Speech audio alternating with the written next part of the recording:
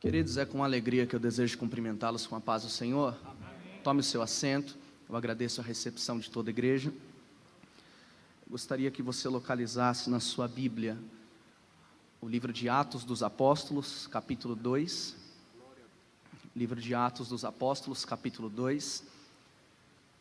Enquanto você procura a referência bíblica solicitada, eu quero aqui registrar publicamente a minha gratidão, primeiramente ao nosso bom Deus, que pela sua infinita graça e misericórdia nos proporciona esta tão nobre oportunidade de estarmos aqui. Eu não sei você, mas cada dia que eu passo na presença de Deus, eu tenho mais certeza de que aqui é o melhor lugar para se estar. E eu faço menção das palavras do salmista Davi no Salmo 27, verso 4, que diz: uma coisa peço ao Senhor e a buscarei, que me faça habitar por todos os dias da minha vida em sua casa, porque aqui é onde se encontra a alegria dos santos. Amém? Eu quero louvar ao Senhor pela vida do nosso pastor setorial, pastor Dorival Mendes. Me refiro também à sua esposa, a irmã Lucília. Que Deus possa abençoá-los de uma forma extraordinária. Deus abençoe também a vida de seu auxiliar, pastor Maurinho, sua esposa, irmã Elizabeth. Na extensiva, eu agradeço a todos os obreiros, pastores, líderes regionais, congregacionais que estão aqui na minha retaguarda. Desde já eu tenho um pedido de desculpa para fazer aos senhores, que eu não pude cumprimentá-los quando eu cheguei no culto, porque quem me conhece sabe que quando eu chego no culto, e o culto já começou, eu não cumprimento ninguém, sento no meu lugar e fico quieto. Então, perdoe-me por ter chegado no hino da harpa e não pude cumprimentar os irmãos. Eu quero louvar ao Senhor também pela vida do meu pastor Isaías Rosendo, a sua esposa, irmã Concelita. Eu estou naquela congregação há 1 ano e 11 meses, e eu dou graças a Deus, porque eu posso dizer que eu tenho um pastor, irmãos. Estou sendo muito bem discipulado, e o nome do Senhor tem sido glorificado. Eu e minha família estamos muito alegres em fazer parte deste setor. Quero louvar a Deus também pela vida do nosso querido coordenador setorial, pastor Kleber, a sua esposa, a todos os seus filhos. Muito obrigado. Para mim é uma honra, para mim é uma maestria poder ser o garçom de vocês aqui nessa noite, servir aquilo que Deus tem preparado para as nossas vidas. Deus abençoe a vida de todo o conjunto Creio. Quero dizer que vocês estão muito bonitos, congresso muito top, vocês são referências para mim, e eu tenho o prazer e o privilégio de poder fazer parte desse dia marcante para todos nós que aqui estamos. Queridos, eu orando à tarde, pedi uma palavra simples para que Deus revelasse ao meu coração, e o Senhor mencionou esta palavra do capítulo 2 de Atos dos Apóstolos, e o que Ele tocou o meu coração foi as 3 evidências de Deus em uma ferramenta. Ao cumprir-se o dia de Pentecostes, estavam todos reunidos no mesmo lugar. De repente veio do céu um som, semelhante a de um vento veemente e impetuoso, e encheu toda a casa aonde estavam assentados. Então todos viram distribuídas entre eles línguas de fogo, e pousou uma sobre cada um deles. E todas as pessoas ali reunidas ficaram cheias do Espírito Santo, e começaram a falar em outras línguas, de acordo com o poder que o próprio Espírito lhes concedia que falassem. Versículo 15. Estes homens não estão embriagados como pensais, até porque são 9 horas da manhã. Muito diferente disto, o que está ocorrendo aqui foi predito pelo profeta Joel. Nos últimos dias, diz o Senhor, eis que derramarei do meu espírito sobre toda a carne. Os vossos filhos e as vossas filhas profetizarão, os jovens terão visões e os velhos sonharão. Sobre os meus servos e as minhas servas derramarei meu espírito naquele dia, e eles profetizarão. Quantos podem dizer amém por esta palavra? Amém. Queridos, eu sei que a casa está cheia, mas vamos fazer um voto de um crente bem pentecostal aqui. O único barulho que a gente vai ouvir nessa noite vai ser de glória a Deus, aleluia, e língua estranha. Amém ou não amém? Nós viemos aqui para ouvir o Senhor falar com a nossa alma pela palavra.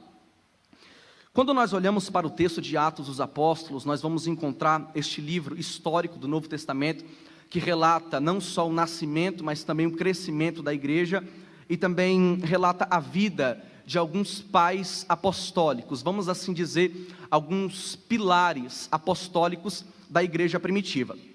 O livro de Atos dos Apóstolos, ele pode ser resumido em 3 palavras: ascensão, descensão e expansão.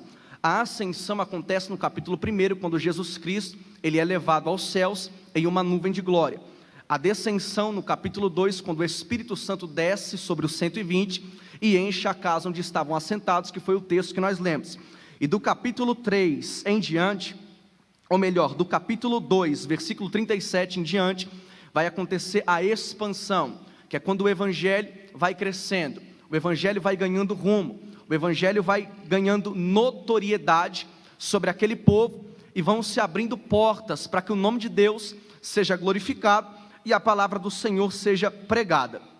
Quando nós olhamos para este livro, nós vamos observar que ele foi escrito por um médico amado, chamado Dr. Lucas. Lucas, ele não andou com Jesus, ele foi um cooperador na igreja de Paulo, em Éfeso, e a Bíblia nos diz que ele foi um historiador de Jesus Cristo, e ele estudou tanto a vida de Jesus Cristo, a ponto de escrever um tratado para um homem chamado Teófilo, que estava representando toda a Grécia, todo o povo gentil. Então é por isso que ele traz muitas minúcias em seus textos, ele traz muitas minúcias no evangelho que escreveu, e também nesse livro histórico. É interessante, porque o livro de Atos, ele não só menciona o crescimento da igreja, mas ele também menciona a história do apóstolo Paulo, ou Saulo, como você preferir, que teve a sua conversão no capítulo 9, quando o texto nos diz que ele está indo na estrada de Damasco, a fim de perseguir os cristãos e prender aqueles que lá estavam pregando a palavra do Senhor. Quando do céu resplandece uma luz, ele cai por terra e uma voz brada dizendo: Saulo, Saulo, por que tu me persegues? E ele pergunta a quem fala com ele, e a voz responde: eu sou Jesus, a quem tu persegues. Eu vou fazer de ti um pregador do gentio, e eu vou mostrar para você o quanto é importante sofrer, o quanto é glorioso, prazeroso padecer pelo meu evangelho. Então ele fica cego por um período de 3 dias e 3 noites, e os historiadores vão dizer que quando ele recebe a sua cura, ele fica com uma certa sequela em seus olhos. É por isso que ele vai mencionar aos Gálatas dizendo: vocês me amam tanto, que se possível me dariam os seus olhos. Quando ele vai escrever a sua última carta a Timóteo, que também é a última carta que ele escreve na sua trajetória como apóstolo, a história e a Bíblia nos diz que ele escreve com grandes letras, ou com letras garrafais, porque ele já não estava conseguindo enxergar direito, pela marca que o encontro com Cristo deixou no seu corpo.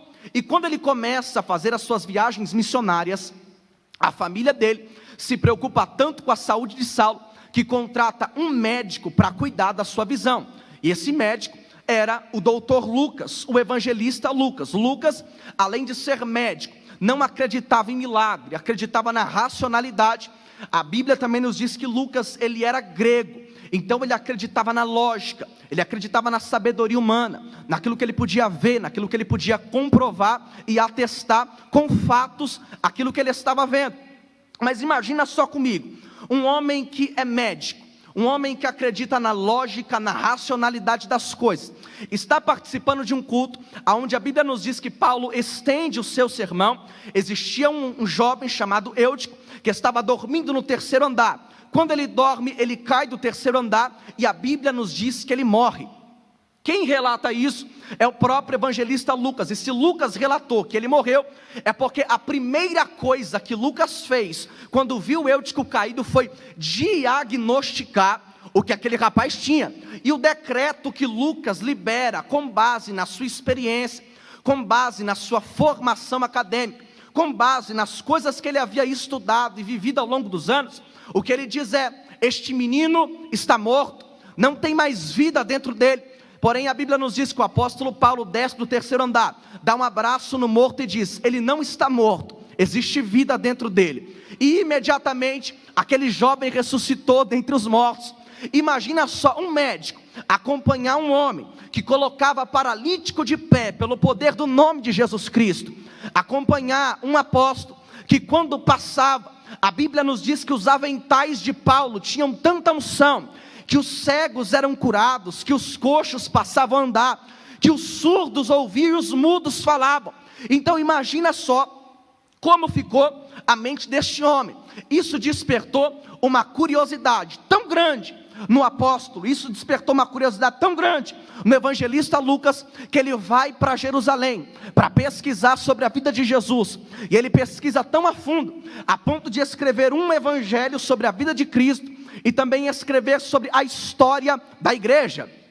Então ele vai iniciar no seu evangelho falando desde quando Deus, o Espírito Santo, aparece a Maria lhe prometendo um filho, que ela engravidaria e não seria fruto de uma relação sexual, porque seria fruto do próprio Espírito Santo de Deus no ventre dessa mulher. Então passa-se os meses, Jesus Cristo nasce, ele cresce em graça, espiritualmente.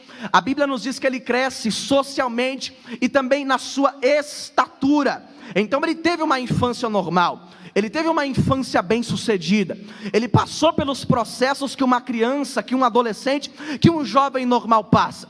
Ele enfrentou os desejos que eu e você enfrentamos todos os dias para poder estar na presença de Deus. Quando ele completa 30 anos, inicia seu ministério com 33 anos e meio de idade, ele está no Getsemane. Lucas relata isso no capítulo 22 do seu evangelho, onde ele vai mencionar um efeito chamado rematidrose, aonde as veias finíssimas capilares do cérebro de Jesus estouram, devido à tensão psicológica e o medo, e o cansaço físico que ele está enfrentando, e aquele sangue se mistura com suor, e a Bíblia nos diz que Jesus Cristo começa a suar sangue, porque ele estava sentindo a dor da cruz, o peso da cruz, antes mesmo de carregá-la. Ele olha para os seus discípulos e os vê dormindo e fala: olha, vigiai, porque na verdade o espírito está pronto, mas a carne é fraca, e a tentação há de vir sobre vós, porque há de chegar a hora em que o Filho do Homem vai ser entregue, crucificado, mas tende a esperança no vosso coração, porque dentro de 3 dias eu voltarei para vocês, eu ressuscitarei dentre os mortos. O que acontece? Judas, ele traz Jesus, ele vende Jesus Cristo por moedas de prata, ele dá um beijo em Jesus Cristo, mas Jesus Cristo chama ele de amigo, porque o fato de Jesus ser traído não faz dele um traidor, porque estamos vivendo na questão da reciprocidade. Se fazem para mim, eu vou fazer também, se falaram mal de mim, eu vou falar também. Aí Jesus nos ensina: eu não vou trair quem me traiu, eu não vou perseguir quem me perseguiu, porque eu sei que se isso foi mal para mim, eu não vou desejar para o meu próximo aquilo que foi ruim para mim. Então a Bíblia nos diz que ele dá um beijo em Judas, ele o chama de amigo, ele perdoa Judas, porque beijo significa perdão. Ele é crucificado, às 3 horas da tarde ele decreta: está consumado. Em João capítulo 19 versículo 30, ele entrega o seu espírito ao Pai, porque a morte não tinha poder sobre Jesus Cristo, porque o salário do pecado é a morte, mas Jesus não pecou, então ele não podia morrer. É por isso que ele diz em João capítulo 10 versículo 17 em diante: ninguém vai tirar a minha vida de mim, sou eu quem entrego e depois eu tomo ela de volta. Irmão, imagina só comigo, a morte aparecendo na cruz, conjecturando. A homilética bíblica me dá permissão para isso, porque eu não estou ferindo o texto bíblico. Imagina a morte aparecendo para Jesus, falando: Jesus, você já sofreu demais, já está na hora de entregar seu espírito. Mas ela não podia tomar, porque não tinha poder sobre o espírito de Jesus Cristo, porque a morte só tem poder sobre aquele que peca. Aí está lá escrito em Hebreus capítulo 14 versículo 15, capítulo 4 versículo 15, que em tudo ele foi tentado, mas em tudo permaneceu puro e sem pecado. Ele olha para a morte e fala: morte, você não tem poder sobre mim. Irmão, Jesus Cristo venceu a morte antes mesmo de ressuscitar dentre os mortos. É por isso que ele olha para o Pai e fala: Pai, nas tuas mãos eu entrego o meu espírito. Oh glória de Deus. Passa sexta-feira, passa sábado, quando é domingo de manhã, aproximadamente às 5 horas, as nossas irmãs Marias vão até o sepulcro de Jesus para embalsamar o corpo do mestre. Mas quando elas chegam lá, elas têm uma surpresa inegociável, uma surpresa inefutável. Evangelho de Lucas capítulo 24 versículo 5, a pedra do sepulcro está removida, o corpo dele não está lá. Aparecem 2 anjos dizendo: ei mulher, por que procura dentre os mortos aquele que está vivo? Eis que ele não está aqui, porque ele já ressuscitou. Nós cremos aqui nessa noite que nós não viemos para cá para cultuar um mito, para cultuar uma ficção, para cultuar uma história para criança dormir, para cultuar um livro numa história de gibi. Nós não estamos aqui reunidos em torno de uma lenda, de uma ficção ou de uma história aonde nós contamos só para trazer experiência ou esperança para alguém. Nós estamos reunidos em torno do homem que venceu a morte, e o nome dele é Jesus Cristo. E sabe qual é a maior evidência da ressurreição dele?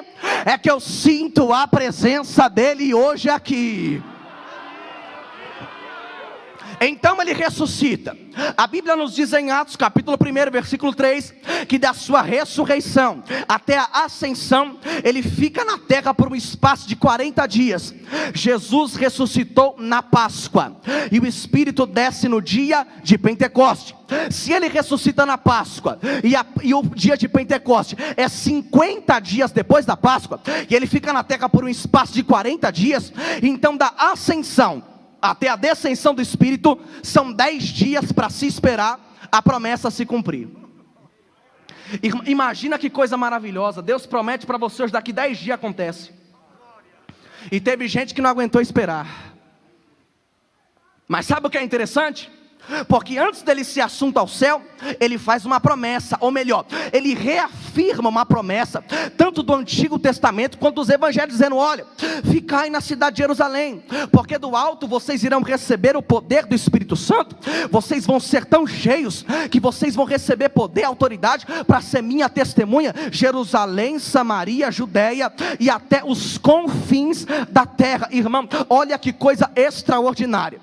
Evangelho de João, capítulo 14, versículo 16 em diante, ele fala assim: olha, eu vou para o Pai, mas quando eu chegar lá, eu rogarei, e ele enviará outro Consolador, o qual o mundo não pode receber porque não conhece, mas ele habitará em vós, e estará no meio de vós até o final do século.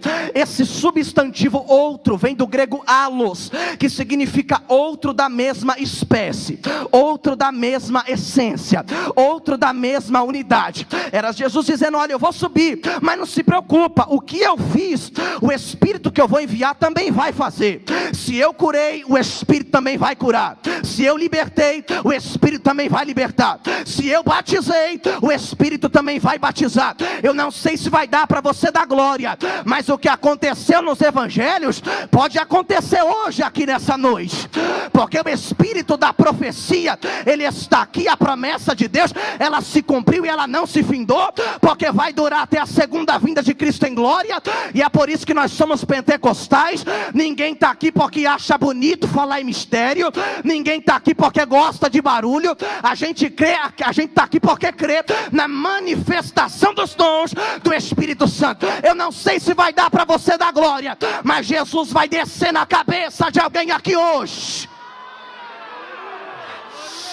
Então ele fala: olha, vai descer da mesma essência, da mesma espécie. Nós somos uma religião monoteísta, adoramos a um só Deus, mas dentro desse um só Deus existem 3 pessoas, porque um Deus uno se faz trino. Ele é revelado no Pai, ele é revelado no Filho e é revelado no Espírito Santo. Mas é interessante porque a Bíblia nos menciona que a igreja, ela é a única organização religiosa que tem 3 grandes privilégios dentre de todas as outras religiões da nossa nacionalidade. Primeiro, ela nasceu no coração de Deus. Segundo, ela foi fundada por Jesus Cristo. E terceiro, ela foi energizada no poder do Espírito Santo de Deus.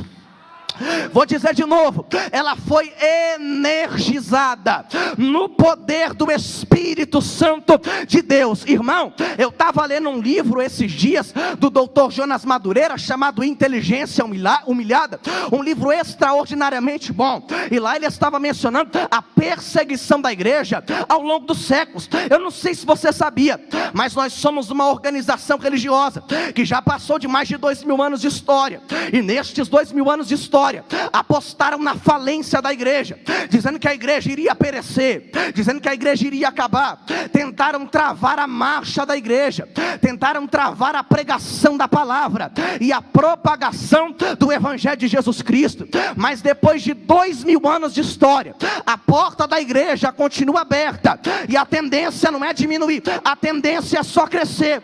Depois de anos de pandemia, depois de meses de pandemia, alguém olhou e falou: eu duvido, creio acontecer esse ano. Se acontecer, vai ser com meia dúzia de adolescentes, mas olha a casa cheia para dar um tapa na cara do demônio e para o céu ser glorificado.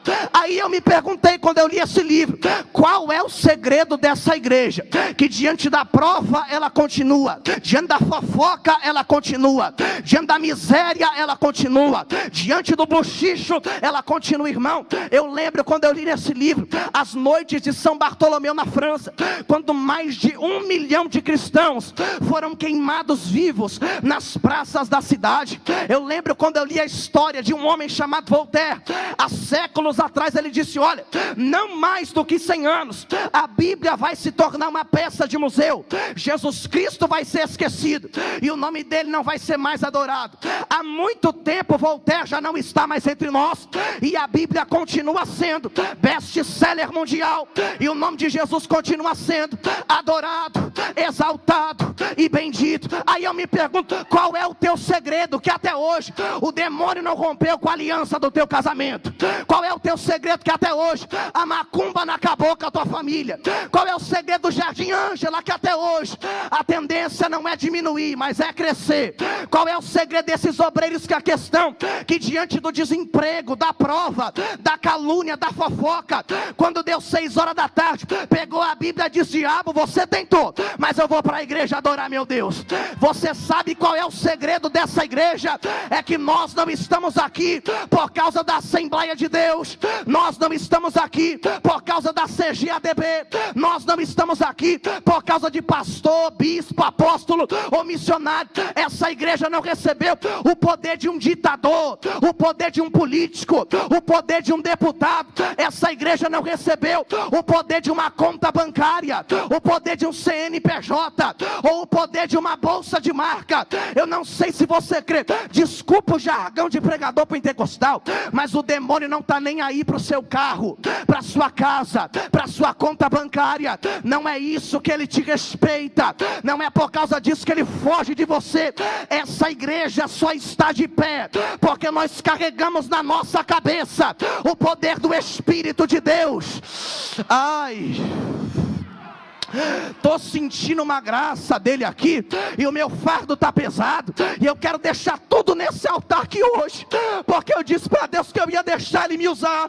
O Espírito está passando aqui nessa casa, e ele está pegando na mão de algumas pessoas e dizendo: hoje é noite de sair daqui cheio. Quem recebe essa palavra, você não sairá da forma que hoje Deus vai selar uma ferramenta aqui. Então ele faz a promessa. A Bíblia nos diz em Atos 1 que tinha na casa 120, mas em 1ª epístola de Paulo aos Coríntios, capítulo 15, versículo 4 em diante, a Bíblia nos diz: quando Jesus Cristo ressuscita, ele é visto por mais de 500 pessoas. Num período de 10 dias, 380 pessoas desistem. E Jesus ainda disse: olha, não muito depois desses dias, o Espírito Santo vai descer. Isso me leva a acreditar que alguém não desiste da promessa pelo tempo de espera. Porque tem gente aqui que está esperando a promessa de 30 anos atrás. Você perguntar para ele: está crendo? Ele fala: eu estou crendo. Ah, recebe. Tem mãe aqui que recebeu promessa há anos, ele vai voltar, e quanto mais tempo passa, mais ele piora. Você crê? Continua crendo. Sabe por que desistiram? Não é desistiram porque não aguentaram esperar. Eles desistiram porque não acreditavam de fato que a promessa ia se cumprir. Isso daqui é para você dar glória, irmão. Porque a promessa se cumpre para quem espera, mas só espera quem crê que a promessa vai se cumprir. Desculpa o que eu vou falar. Tem gente aqui que se você virar ele de ponta cabeça não vai cair R$1 do bolso. Mas ele está aqui dando glória a Deus, está sorrindo, está dando aleluia. Tem gente que já se identificou. Aí quando você chegar, alguém vai olhar para você e dizer: foi o dinheiro, foi a formação acadêmica, foi o pai que é pastor, foi o dirigente que gostava dele. Mas você vai ter o privilégio de dizer: não, porque quando Deus não me fez assim, eu não tinha nada disso. Porque quando a promessa se cumpre, ela não se cumpre por causa daquilo que eu tenho materialmente, ela se cumpre pela fé que eu carrego na minha cabeça e pela fidelidade de Deus. Deus está dizendo para alguém aqui: ei, o que eu jogo no mar do esquecimento é pecado. Promessa não tem prazo de validade, ela está de pé.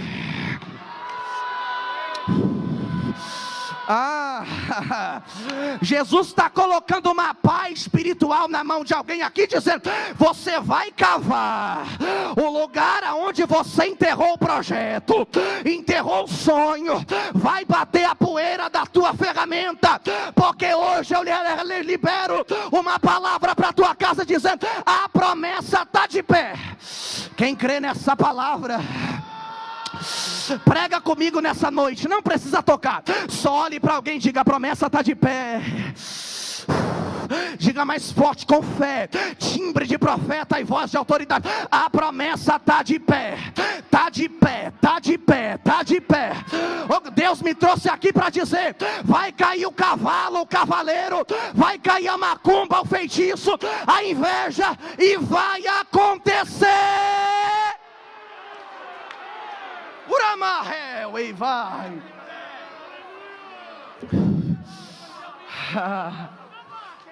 Senhor, tudo bem, mas ainda sobrou 120. Cumprindo-se o dia de Pentecostes. Oh, glória de Deus. Estavam todos reunidos no mesmo lugar. De repente ouviu do céu um som como de um vento veemente impetuoso, e encheu a casa onde estavam assentados. Em outras palavras, a promessa se cumpriu, porque o Deus que promete é fiel para cumprir. E cumprindo-se o dia de Pentecostes, quando nós lemos Êxodo 16, Números 23 e Deuteronômio 13, nós vamos observar que existiam 3 festas principais que todo judeu acima de 12 anos, num raio de 30 quilômetros da cidade de Jerusalém, era obrigado a participar anualmente: Páscoa, Tabernáculo e Pentecoste. Mas o que era a festa de Pentecoste? A festa de Pentecoste era uma festa onde eles dedicavam a Deus a primícia das colheitas, como uma forma de gratidão, dizendo assim: Senhor, eu lhe agradeço porque o Senhor nos fez colher, mas eu também lhe agradeço por aquilo que eu ainda não plantei, mas sei que vou colher. Porque a igreja expressa um nível de gratidão em 3 tempos: passado, porque Jesus Cristo morreu na cruz; presente, porque Ele nos sustenta até hoje; e futuro, porque um dia Ele vai voltar para buscar a sua igreja, e aonde Ele estiver nós estaremos. Agora, para você dar glória, é interessante, porque o dia que o Espírito Santo escolheu para descer não foi um dia de murmuração, mas um dia de gratidão. Um teólogo de Harvard chamado Thomas Watson vai dizer: murmuração é a música que o diabo gosta de ouvir. Aí tem gente que fala assim: mas não tem motivo para dar glória a Deus. Ô, meu irmão, para com isso. Cá entre nós, quem éramos nós antes de estarmos aqui na presença de Deus? Tem gente que olha para mim e fala assim: se prepara, o tempo da honra vai chegar. Eu falei: mas peraí, vai chegar porque se já chegou? Quem disse que está sentado aí não é honra? Quem disse que poder servir uma água para os obreiros não é honra? Quem disse que não poder pegar a salva e colher dízimos e ofertas não é honra? Quem disse que poder colocar a Bíblia debaixo do braço, vir para a igreja não é honra? Deus está dizendo para alguém aqui: está na hora de começar a agradecer o meu nome. Aleluia. estavam todos reunidos. Aí a Bíblia nos diz o seguinte: olha, de repente veio do céu um som como de um vento veemente e impetuoso. Esse de repente é muito lindo, porque de repente é uma surpresa, de repente é algo que não estava no cronograma da igreja, de repente era algo, pastor Kleber, que não colocaram na lista dos convidados do congresso. De repente era algo que Deus falou assim: não, eles programaram, eles marcaram, mas o culto é meu, então quem manda na casa sou eu. Vou fazer o que eu quero, na hora que eu quero, usar quem eu quero, e eu quero ver quem é que vai reclamar comigo, irmão. Nós fazemos parte de uma igreja chamada Assembleia de Deus, uma igreja organizada. Culto tem hora para começar e culto tem hora para acabar. Aqui tem hora de louvar, de pregar, porque a organização de um culto, a liturgia, nós aprendemos isso em uma revista da Escola Bíblica Dominical sobre a liturgia. Isso é bíblico. No culto da igreja primitiva existia liturgia, oração, palavra, louvor e serviço. Oração, palavra, louvor e serviço. Então a gente segue isso, mas a gente sabe que quem está nas rédeas do negócio é Deus. A gente até programa, mas é chato quando a gente sai de casa já sabendo tudo que vai acontecer. A gente sabe quem vai cantar, quem vai pregar, a gente sabe quem vai reconciliar com Jesus, sabe quem vai profetizar, sabe quem vai falar em língua estranha, sabe quem vai voltar para a igreja, sabe quem vai abraçar o outro, sabe quem vai profetizar, sabe quem vai revelar, sabe quem vai colher dízimos e ofertas, sabe quem vai orar, sabe a hora que o culto começa, sabe a hora que o culto vai terminar, irmão. Eu tenho saudade daquela época onde a gente estava se arrumando para o culto, dizendo: Senhor, o que é que o Senhor vai fazer lá hoje? Quem será que o Senhor vai usar? Saudade da surpresa no culto, saudade quando Deus batizava no meio da pregação, saudade quando Deus colocava paralítico de pé, fora da oração da fé, fora da oração por enfermo, saudade quando Deus libertava fora do culto de libertação, quando Deus usava a criança para pregar. E eu não sei se vai dar para você dar glória, mas Deus tem surpresa para a vida de alguém aqui. O de repente de Deus vai chegar. Vou dizer de novo: o de repente de Deus vai voltar. Oh, glória para a sua vida. Ei, eu não sei se você dá glória por isso, mas Deus, Ele vai impactar a sua vida hoje, porque alguém saiu de casa descrente, dizendo: vai ser só mais um culto. Não vai ser não. Hoje Deus vai mudar a história de alguém aqui.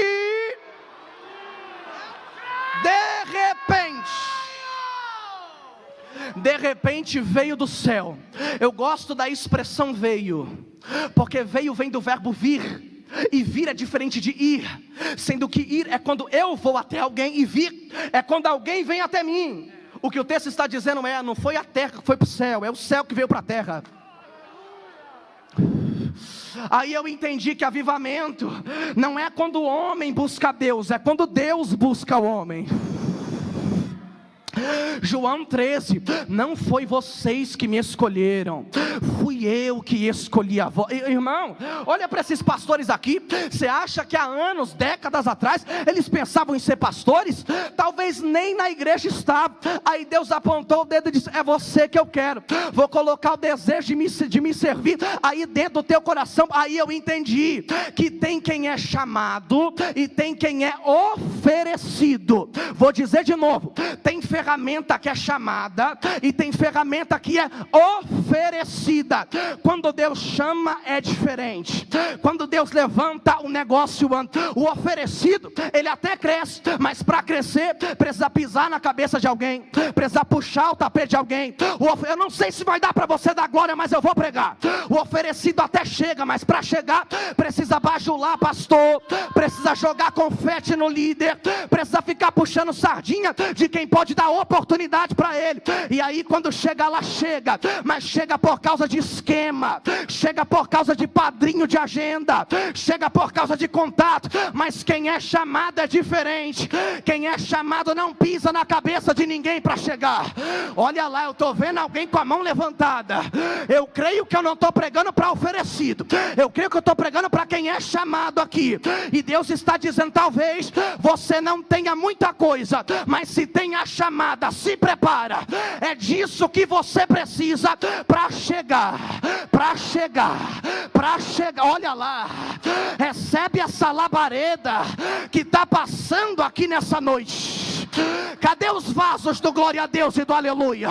Se você tem o queixo de concreto, eu até lhe respeito, mas deixa adorar quem quiser adorar, deixa dar glória a quem quiser dar glória. Cadê os adoradores de Deus nessa noite?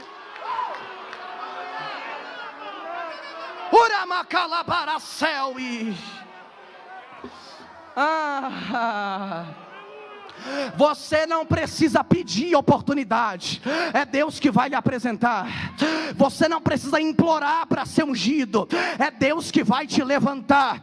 Quem tem chamada só busca e aguarda no lugar aonde Deus fez a promessa. O resto Deus vai se comprometer em operar na sua vida. Veio, ninguém ali era oferecido, era todo mundo chamado.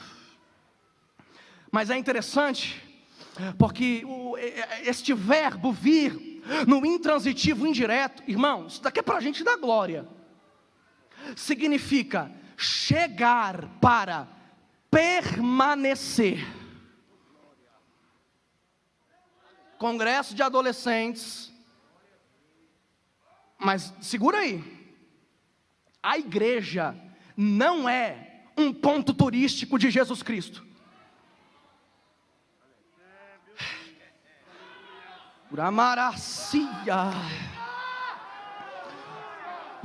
Deus não quer fazer uma visita em você no dia do congresso e quando o encontro acabar ele ir embora. Deus não quer fazer uma visita na igreja no dia da Santa Ceia e quando a Santa Ceia acabar ele ir embora. Ele está dizendo: eu quero a chave da casa para fazer morada aí dentro. Está na hora de parar, rapaz, com esse vai e vem da presença de Deus. Deus não te chamou para ser ponto turístico, Ele te chamou para ser morada dEle. Foi Paulo quem diz, Coríntios 3,16: não sabeis que o Espírito Santo, Ele mora dentro de vós, Ele habita dentro de vós. Crente cheio do Espírito Santo é cheio no culto de sábado, de domingo, da segunda, da terça, da quarta. Ele dá glória a Deus em casa, dá glória a Deus dentro da igreja, no serviço, ele fala em línguas aqui, mas quando está na casa lavando a louça do almoço, o Espírito desce e faz uma festa com ele.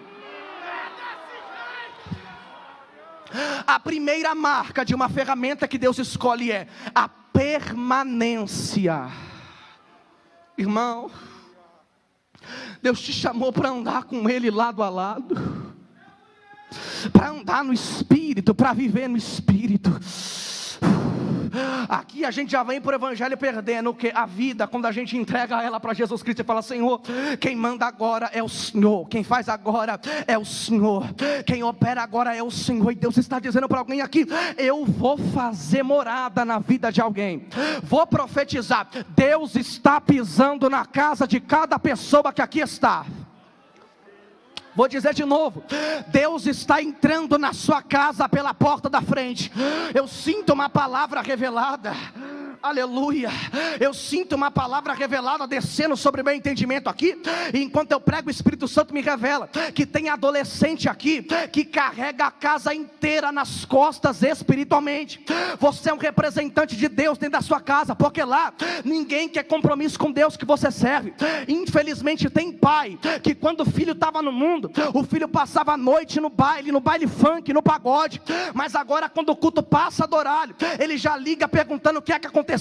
Porque tem gente que prefere ver o jovem no mundo do que dando glória a Deus e aleluia aqui dentro da igreja. E você é representante de Deus lá. Talvez você sente alegria na igreja, na tua faculdade, no teu ambiente de trabalho, mas quando você pisa o pé na porta da tua casa, o seu coração se fecha. Parece que as pessoas que menos te amam estão lá dentro. Parece que as pessoas que menos te compreendem estão lá dentro. E o diabo quebrou a tua mesa, o diabo colocou sujeira embaixo do tapete, e você tem pensado em desistir, tem pensado em parar e falar: Senhor, eu sou novo demais para viver um sofrimento de gente grande, eu sou novo demais para carregar tudo isso sozinho nas minhas costas. Mas assim diz o Senhor para a vida de alguém aqui: não desista da tua casa, não desista da tua família. É por causa do glória a Deus que sai da tua boca, é por causa da lágrima que escorre dos seus olhos, que a sepultura está fechada, que a cova está fechada. Não desista da tua casa. Não desista. Jesus está pisando lá.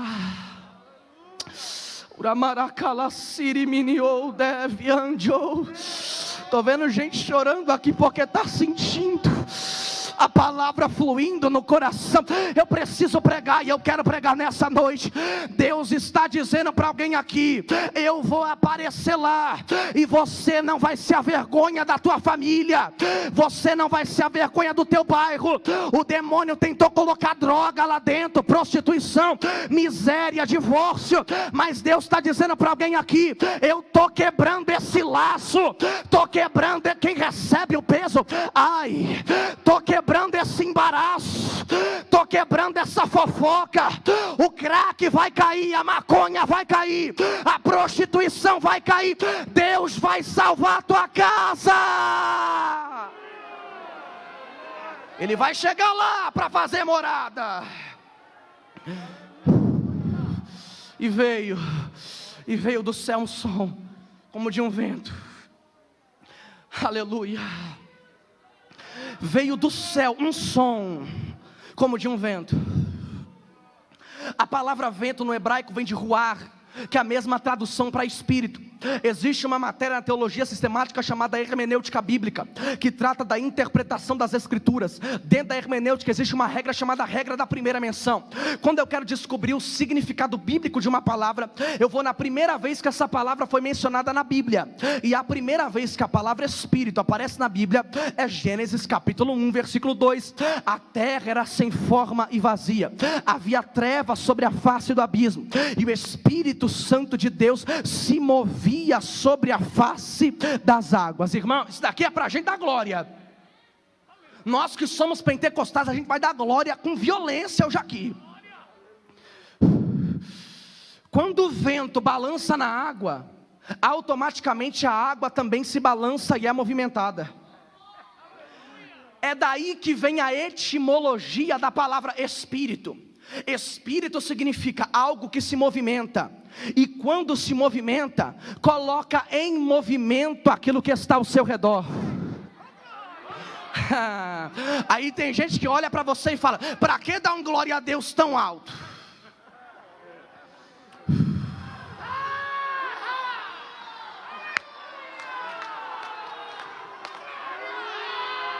Para que falar em línguas? Eu trouxe meu amigo da faculdade, vai escandalizar. O que escandaliza é pecado, o poder de Deus não escandaliza ninguém. Irmão, eu já passei por um momento da minha vida aonde o único momento que eu senti alegria é quando eu abri a minha boca para dar glória a Deus. Então eu vou liberar algo aqui. Quem não conhece o peso da tua prova não tem o direito de julgar a tua adoração. Posso dizer algo? Dá glória a Deus do fundo da alma mesmo. Olha o movimento do Espírito tomando essa casa. Cadê o movimento do Espírito no altar? Cadê os jovens recebendo? Cadê o creio recebendo? Cadê a galeria? Cadê os irmãos? Cadê o movimento do Espírito? Quem é movimentado vai dar glória, vai dar aleluia, vai pular mesmo, vai falar em mistério. Deixa Ele lhe usar.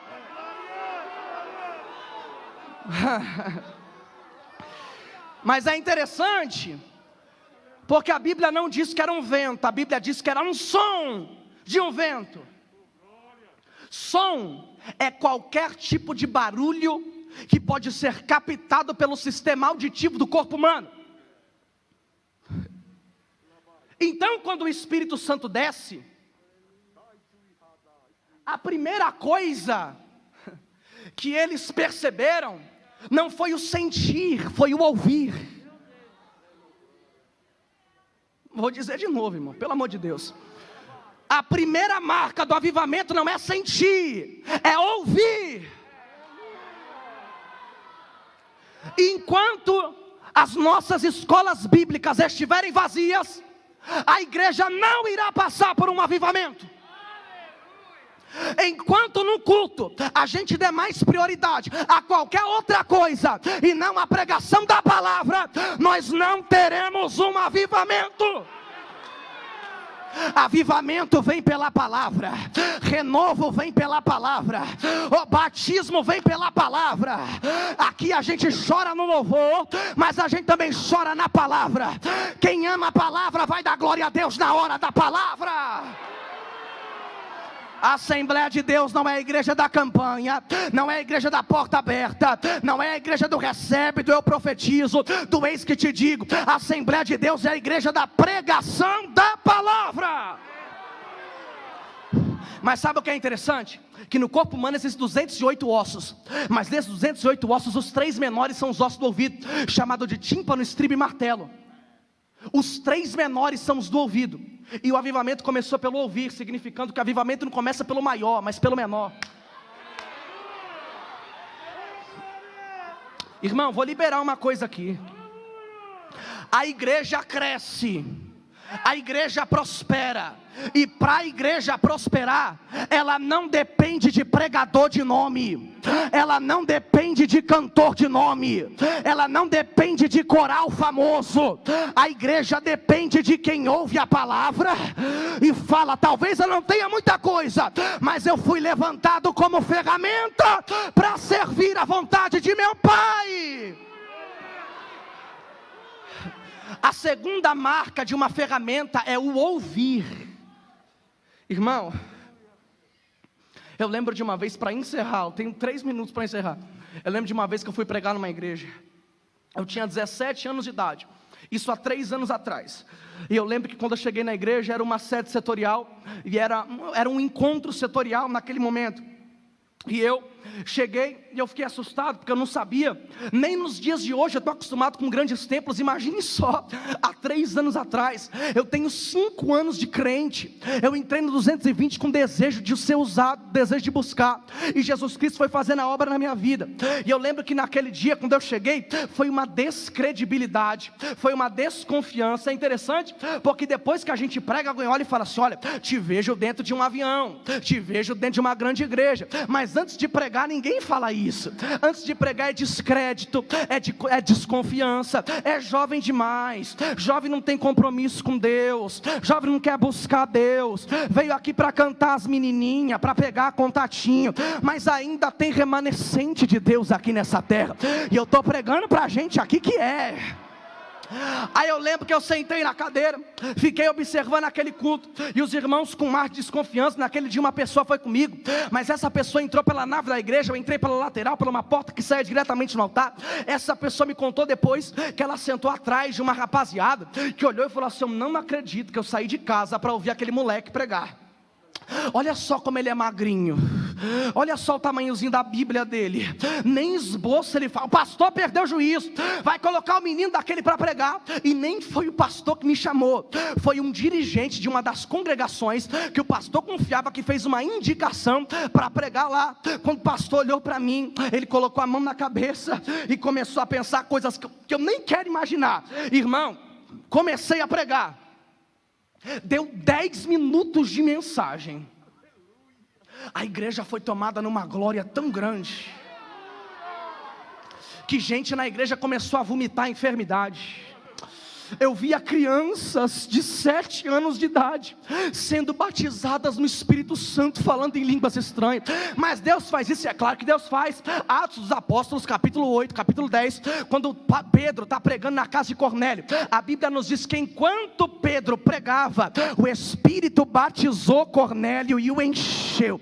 Se Deus quiser fazer no meio da mensagem, Ele faz. Se quiser fazer no meio, Ele faz. No final Ele faz, quem faz é Ele. Aqui a gente só prega. E eu lembro que foi uma glória tão extraordinária, que os anciãos que estavam na retaguarda tiravam o lenço do bolso, começavam a chorar e diziam: Deus usa quem Ele quer, Deus usa esse menino, usa ele para pregar mesmo. Irmão, quando o culto acabou, glória, com glória, eu prego até meia-noite com isso aqui, irmão, mas eu só tenho alguns minutos, então vamos lá. O pastor olhou para mim chorando, falando assim: eu preciso que você me perdoe. Eu falei: mas perdoar por quê, pastor? Eu preciso te agradecer, porque o Senhor me recebeu na sua igreja, o Senhor me deixou pregar aqui nessa linda igreja, no seu altar, pela confiança. Ele falou: mas não foi bem assim. Assim que você chegou, eu vi que você não estava preparado para pregar num evento como esse, porque eu julguei pela sua capa, pela sua aparência, e eu não vi a unção de Deus que estava sobre a sua vida na noite daquele dia. E eu lembro, irmão, ele quem contou isso para mim. Ele falou: olha, e eu me levantei da cadeira e disse: eu não posso deixar ele pregar, mas eu vou dar uma oportunidade para ele dar uma saudação de 5 minutos, vou dar uma oferta para ele ir para cá, para ele não ir para casa chateado e não ter vindo aqui em vão. Eu não julgo ele, irmão. Todo pastor se preocupa com o seu público, pastor se preocupa com quem prega no altar da igreja que ele pastoreia. Eu não julguei ele, são coisas que acontecem. Talvez se eu estivesse lá, eu também teria pensado mesmo. Ele se levantou para ir falar comigo. Quem falou isso foi ele. Mas quando ele estava indo na minha direção, ele sentiu algo tocar no ombro direito dele, e a voz do Espírito Santo disse no coração dele: volta para o seu lugar, fica na sua. Foi eu quem trouxe ele aqui, e eu vou lhe mostrar que quando eu quero usar alguém, eu não dependo da tua opinião, eu não dependo da tua razão, eu não dependo do teu apoio. Eu uso quem eu quero, da forma que eu quero e na hora que eu quero. Se coloque de pé, mas se coloque dando glória a Deus com aleluia, irmão. Coloque a mão sobre você agora. O Espírito Santo vai se apoderar de alguém aqui, como ele fez em Atos 2. Jesus vai batizar alguém com o Espírito, no Espírito Santo aqui hoje. Se prepara para receber um canto de mistério, oh aleluia, nessa garganta. E assim diz o Senhor para essa igreja: eu vou levantar pessoas improváveis, pessoas que não têm nada, que não podem nada, mas que tem a marca da promessa na cabeça. Eu acabei de receber uma labareda aqui, e Deus está mandando eu liberar, e Deus está dizendo assim: eu vou levantar ferramentas nessa noite. Uramaracalasemi neval e derrel e cia. Eu estou sentindo a graça dele aqui. Uri, hell e olha a unção do renovo. Olha a unção do renovo passando sobre a cabeça da vida de algumas pessoas aqui.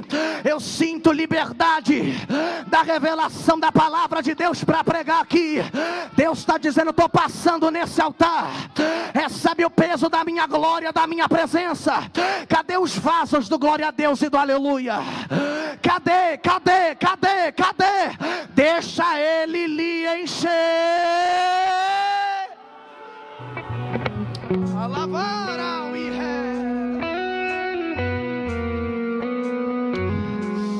Deus está reafirmando uma promessa hoje aqui.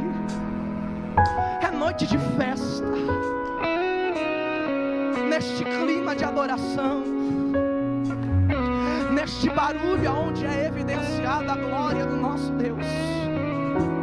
Você que quer entregar a sua vida para Jesus, vem até aqui à frente, que os pastores irão orar por você. Você que se afastou e hoje quer reconciliar, eu me recuso a acreditar que no meio dessa multidão não tem um descrente, não tem um que não queira voltar para a casa do Pai aqui hoje. Olha o Pai te chamando, dizendo: eu quero você na minha presença. Eu não sei se vai dar para você dar glória, e nem quero mexer com o teu emocional, mas o que a igreja sente aqui, a droga não proporciona, o remédio não proporciona, a prostituição não proporciona. É a presença do Espírito dele que enche a nossa vida. Você que quer ser um evangelista, um missionário de Deus, evangelize alguém que está do seu lado. Talvez está com vergonha de vir até aqui. Vem até aqui que nós iremos orar por você. Vem até aqui que nós iremos orar por você.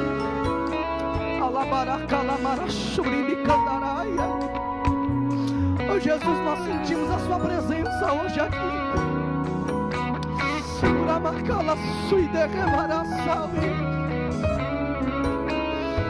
amidst the glory, the power hands the cow, e redeu e vai. Uritio, rendeu e céu e papai Jové. Olha, tem uma unção descendo, uma graça que inspira, uma graça que me faz abandonar o pecado e servir a Jesus. Comece a receber dela aí agora.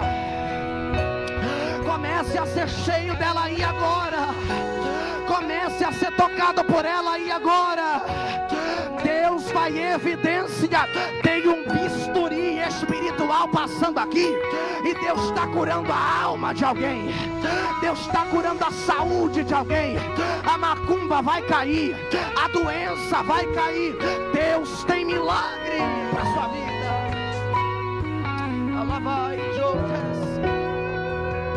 Deus, neste momento nós te agradecemos pela sua presença, Pai. Pai, obrigado pela sua palavra, pelos pastores que aqui estão. Meu Pai, provoca em nós a evidência de uma ferramenta. Nos faça ter a sua presença permanente, dia após dia, sobre nós. Pai, em nome de Jesus Cristo, eu lhe peço, nos faça ouvir a sua palavra e crer. Em nome de Jesus, Pai, nós te agradecemos, porque o Senhor é bom e a sua misericórdia dura para sempre.